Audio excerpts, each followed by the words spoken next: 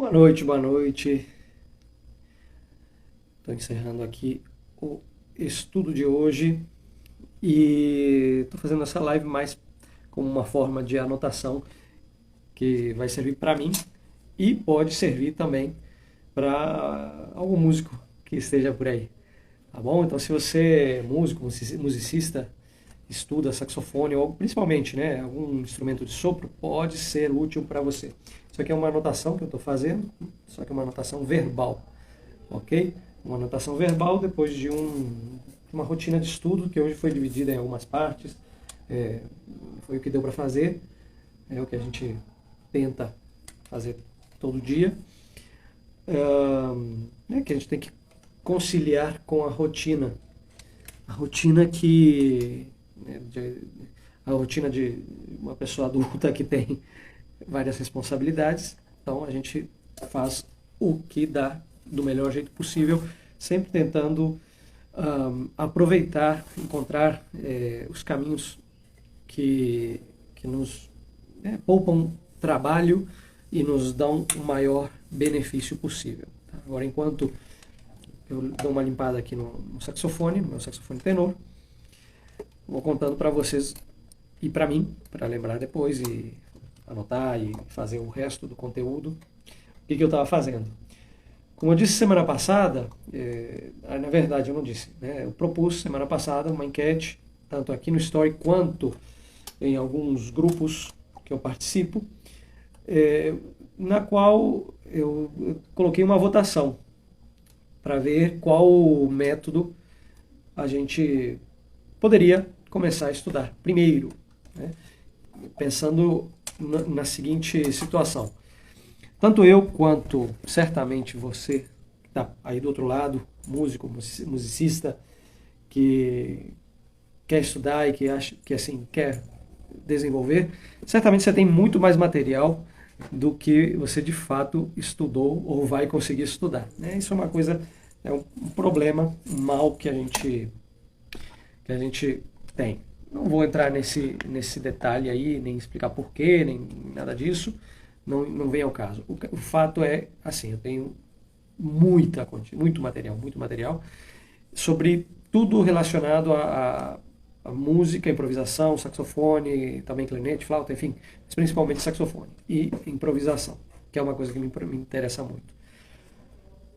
Alguns dos tantos livros, alguns dos inúmeros materiais que estão na minha coleção são os livros do Jerry Bergonzi, da coleção Inside the Improvisation, não lembro assim como é que é o nome da coleção, mas sim cada um dos livros. E especificamente a enquete que eu fiz semana passada era se a gente devia começar a estudar o das pentatônicas, que é o volume 2, ou o das estruturas melódicas, que é o volume 1. Okay? Dito isso, ganhou, pelo menos eu acho que as pessoas que me seguem, ou que já fizeram aula comigo, ou que pelo menos têm um pouco mais de contato comigo, são as que mais votaram. E dentre essas pessoas, aliás, as pessoas que têm mais contato comigo já há mais tempo, espontaneamente votaram majoritariamente pelo estudo do livro das estruturas melódicas, que é o volume 1. Bom, nesse volume 1, Bergonzi propõe utilizar padrões de 4 notas, que no caso a gente consegue encontrar aí a gente vê essa semelhança desses padrões com outros autores, como por exemplo o Jerry Cocker, que tem alguns livros aí e que ele chama esses padrões de digital patterns, né? Padrões digitais, nos quais a gente considera, a gente coloca um número para cada grau da escala em relação, na verdade, ao acorde, né? Das escalas relacionadas com os acordes, e aí o Bergonzi numera cada um dos graus. Então, por exemplo, se a gente tem o acorde aí de Dó maior com sétima maior, a escala relacionada com esse acorde seria a escala maior. E o primeiro padrão que ele propõe é o 1, 2, 3, 5. É um grupo de 4 notas. Por quê? Bom, ele dá uma explicação aí de por que essas 4 notas, que tem a ver com um empilhamento de quintas, e que se a gente coloca tudo dentro da mesma oitava, aparecem essas notas, e que isso daria umas melodias mais com bastante sólidas, digamos assim, no fluxo dos acordes. Enfim, aí utiliza 1, 2, 3, 5 para acordes maiores e dominantes e 1, 3, 4, 5 para acordes menores. Ok? Só que aí, quando vem o acorde meio diminuto ou diminuto, ou um dominante com a nona bemol, a gente vai fazer os ajustes. Ok? É muito legal. Por quê? Porque trabalhamos com um material muito reduzido, é muito pouco material, de fato, né? São só 4 notas, grupos de 4 notas das 12 que a gente tem para usar, né? Porque eu estou falando da escala cromática, ok? E aí, o que acontece? Eu fiz o estudo, estou preparando, eu vou fazer um vídeo para colocar no canal do YouTube. Então, se você não me segue, me siga lá, Emiliano Garcia Sax, no YouTube, tá? Onde eu vou explicar, eu vou fazer mais de um vídeo sobre esse método, nós vamos ir estudando juntos. Mas o primeiro vídeo vai ter uma explicação sobre quem é o autor, qual é o método, por que esse método e não outros. Que mais ou menos eu já falei, eu já dei umas pistas aqui. A gente tem muitos métodos, muito material, tem que começar por algum. Esse método, assim como das pentatônicas, aliás, toda a série do Bergonzi, me foi indicado por um grande professor com o qual eu estudei um tempo, que é o Kleber Alves. Ele me passou, né, me deu essa indicação. E eu estudei um pouco, só que não cheguei no final desse método, porque, aliás, é muito material. Então, é muito legal também a gente pegar um pouquinho de cada um e nós vamos construindo. Só que também é muito legal aprofundar nas coisas. Então, chegou a hora de aprofundar um pouco mais nesse material. E é muito, muito legal. Então, recomendo aí o Estruturas Melódicas, do Jerry Bergonzi. É o volume 1 de uma série, acho que são 7 livros. E, gente, dá para trabalhar muita coisa para trabalhar em cima disso. Então eu comecei trabalhando, ele propõe essa numeração e depois, né, com a utilização desses números, desses graus, das escalas, né, que a gente, em relação aos acordes, e aí os números, de novo, para os acordes maiores são 1, 2, 3, 5, e para os acordes menores são 1, 3, 4, 5. Tá? Logo em seguida ele propõe a utilização de permutações. Então ele muda a ordem dos números. Então, por exemplo, nos acordes maiores nós podemos usar 1, 2, 3, 5, que poderia ser, por exemplo, Dó, Ré, Mi, Sol, mas também poderia ser 2, 3, 5, 1, 2, 3, 5, 1, que seria Ré, Mi, Sol, Dó. Ré, Mi, Sol, Dó. Poderia ser uma outra célula melódica. Então, como vocês veem, tem várias, né? Tem todas as permutações possíveis. Aí começando com 1, começando com 2, sempre mudando. Então, são um monte. Isso já dá muito, muito trabalho estudar. Mas ele mesmo fala que não é necessário estudar absolutamente todas as permutações em profundidade. O importante é a gente começar escolhendo uma de cada coluna, né? Uma que começa com 1, uma que começa com 2, enfim, o 3 e outra que começa com o 5, no caso dos maiores, e mesma situação para os menores, uma de cada, e passar em todos os tons. Só que ele não coloca lá para tocar todos os tons, tem uns exemplos, e ele propõe uns exercícios sobre uma música. Então, dá para a gente fazer. Eu, como sou um pouco chato e sempre quero espremer um pouquinho mais aquilo que eu estou estudando, o que eu entendi daquilo tudo? Eu fui lendo, né, o método, fui vendo até onde ele vai mudar um pouco depois.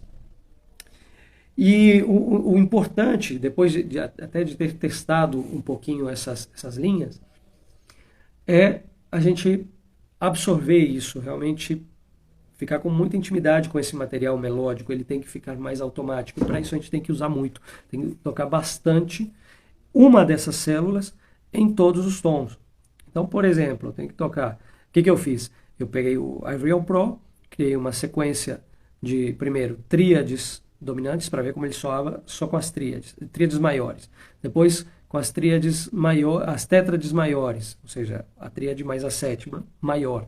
Depois, as tétrades dominantes, sempre para ver como é que soa essa estrutura com o contraste do acorde, no caso, né, primeiro a tríade maior, depois o acorde maior com a sétima maior, depois a dominante, depois a mesma coisa com os menores, certo? Menor, a tríade menor, a tétrade menor, que é o acorde menor com a sétima menor, depois também eu fiz com a tétrade meio diminuta, que seria do segundo grau da escala menor, e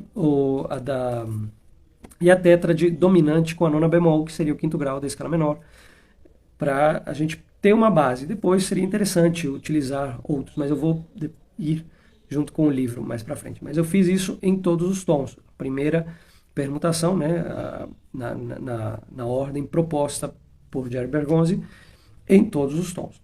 E é muito legal, porque quando você quando você restringe assim ao máximo esse material com o qual você de fato tem que trabalhar, e você começa a ter o controle do seu corpo, da sua mente, quando você quando você acerta tudo, é uma sensação muito satisfatória.